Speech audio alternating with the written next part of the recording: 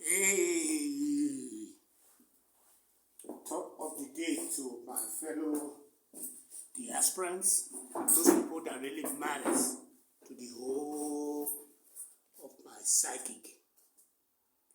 I want to first of all, just quickly hit my main point. I spent 42 years in America. And when I was there was this recording by one radio personality called Phillips.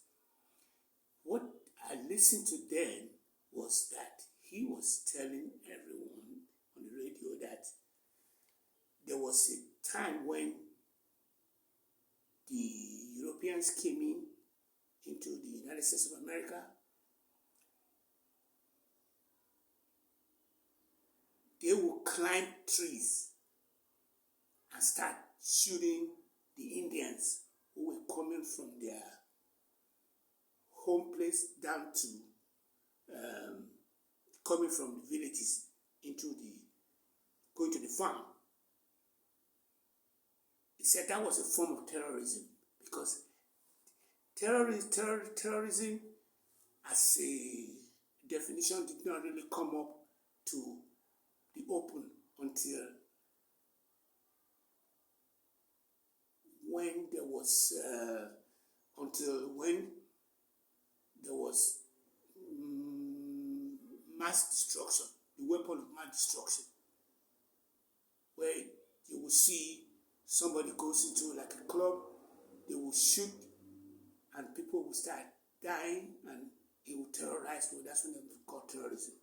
So he was telling me, because first of all, let me just say this, I wasn't a fan. I didn't have no television, or I didn't look at, I never had watched television, whether I was in Nigeria or whether I went abroad or whatever.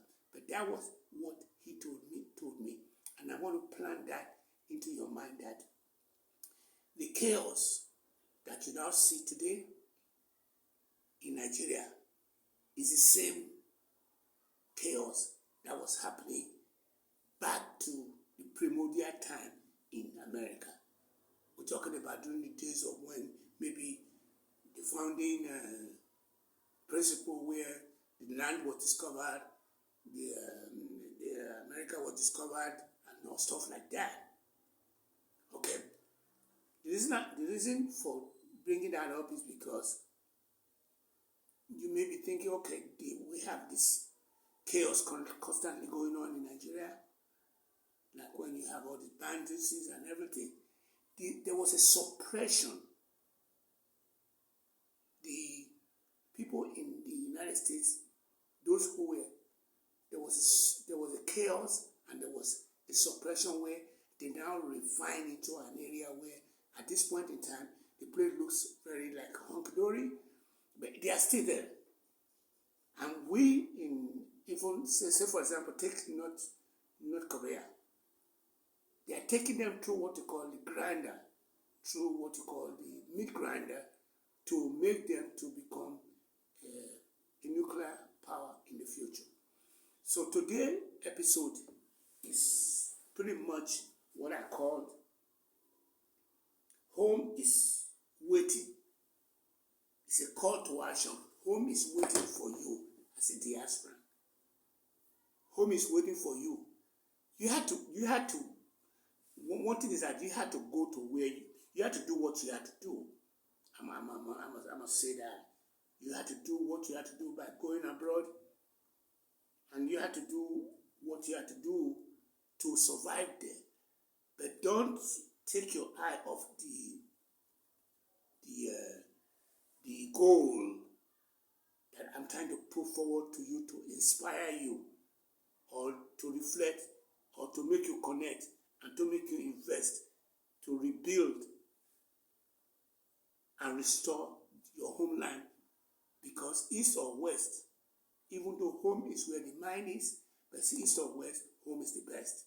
All those people, white people you see, who are diasporans who were coming to Nigeria or anywhere, they are more interested in how they can get away with to go and help to their own country.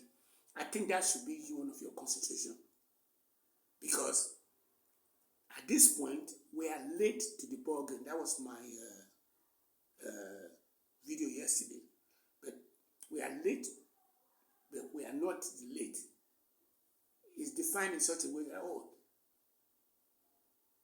you are late to this meeting. Then the guy will say, no, but I'm not the late Mr. or Mrs. So and so. The late is dead, but you are late, but you're still there. So that's what I'm saying. So you left because you had to. Then you stayed because you had to survive. But now ask yourself, is homeland still your home? That's the question you want to be able to answer. You want to ponder it. And I did not think I was in the diaspora because I was not going to put up with what they have over there. So I quickly did what I had to do and I came back. But a lot of you don't have that luxury to do that because when you get there, for one reason or the other, you're thinking of, I'm going to try to get the best of this place. Before you know it, you have a child, and the child must turn 18 or 21 before you can be off child support. So before you know it, you are 21 years in the dugout, and right away you no longer can be able to pack your things and just come back. But I'm here to be your support system. That's the point I'm making.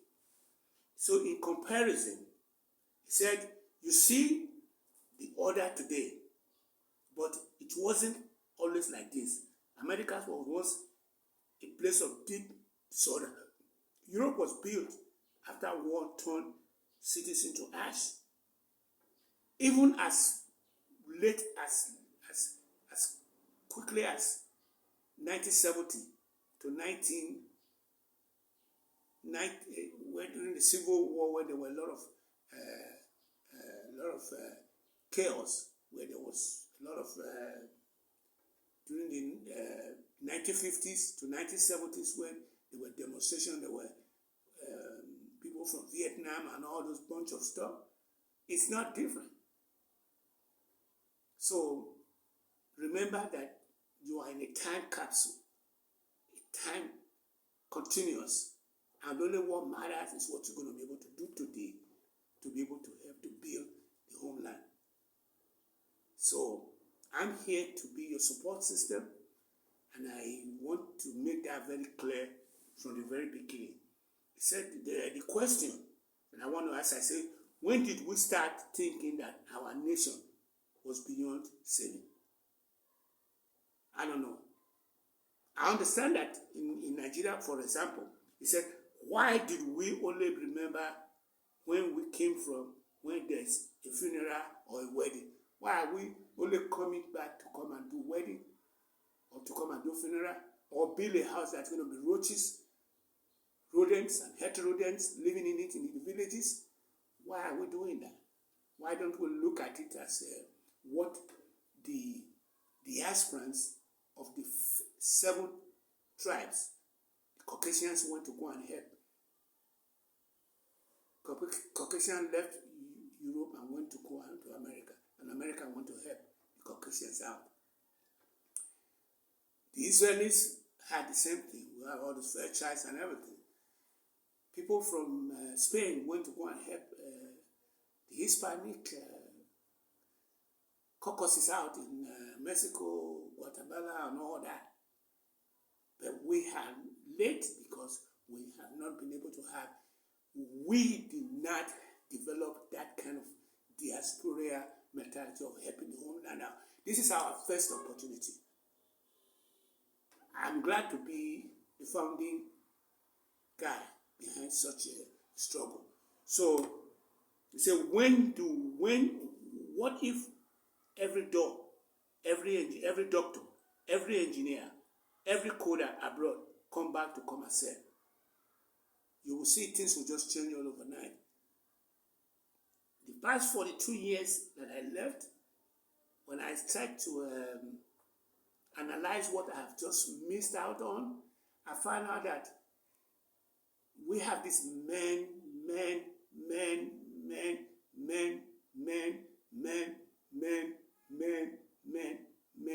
world that's just solidified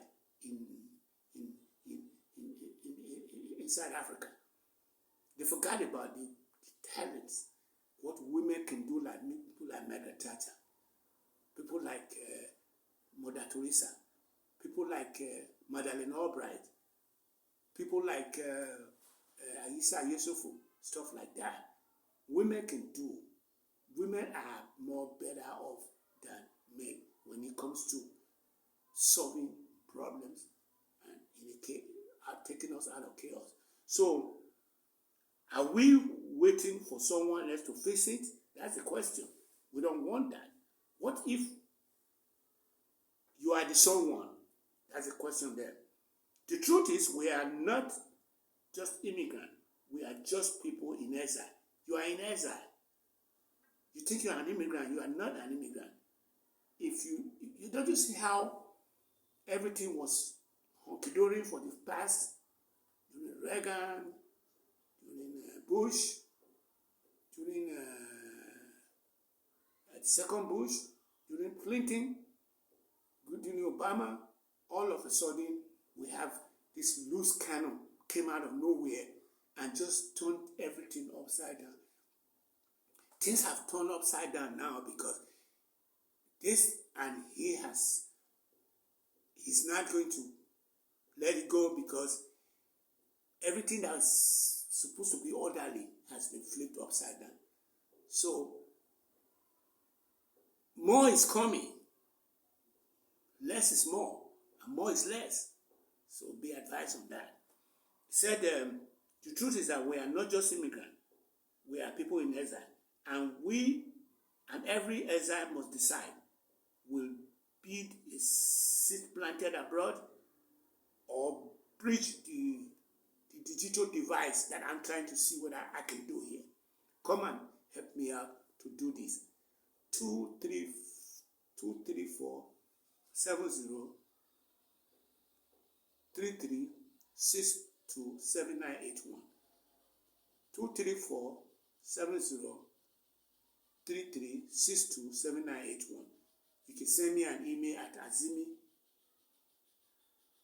koko azimikoko 5@gmail.com. I am considering today's episode as being what you call a video that has something to do with a question and answering section to probe your mind so that you can know that si se pueda. That's Spanish way of saying yes we can. We go fit do one. Si se pueda. I want to thank you again. Hold me, hold me, yoko. Hold me, yoko. Holy one para one yoko. What I mean is that the people are killing themselves unnecessarily. They are killing that you see going on in Nasarawa, Benue, and all that. Unless, this is my last point, unless the situation does not resort to the last, I think there's about 4 countries, like Niger, and some other country that break away from the West African ECOWAS during the terms of why Asiwaju was the chairman. Okay. If Nigeria doesn't go to that extreme of becoming a Muslim, which is already a Muslim state anyway, it doesn't go into what you call the sectarian Muslim as they have it in Saudi Arabia. Because I think we are practicing the Iran kind of Muslim in Nigeria. That's why Asiwaju was supporting what was not very happy with the war. That's Western, the Muslims talking about it, even though they go to Saudi Arabia. If we don't go into oblivion, if we don't go into the day where we will cross into where Nigeria will be taken over by the Muslim, which that's the primary objective of this. Jonathan is there. There was banditry. Buhari is there. There's this kidnapping, and Shiwaju has just come in, and it hasn't even stopped. Where the terrorism has 300 people are getting bad overnight.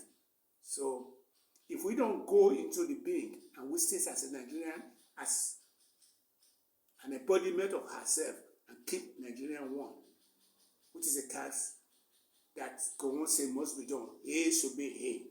Say bad that is our carry, that is our balance, and a man go Nigeria, ye Kamos, Bantikamos, yeah. Why they were having what you call Radio Biafra over there, where Nukokonde was saying Agadacha must come back. This is the policy of Zikism. Agadacha must come back and stuff like that. So come home, to come and build home, and come back home. Be home. So that's all I can say. I want to thank you for your support. I want to thank you for watching this thing today. I am very, very much challenging you. Thank you so much. Hold me, oh, hold me, oh, I hear you.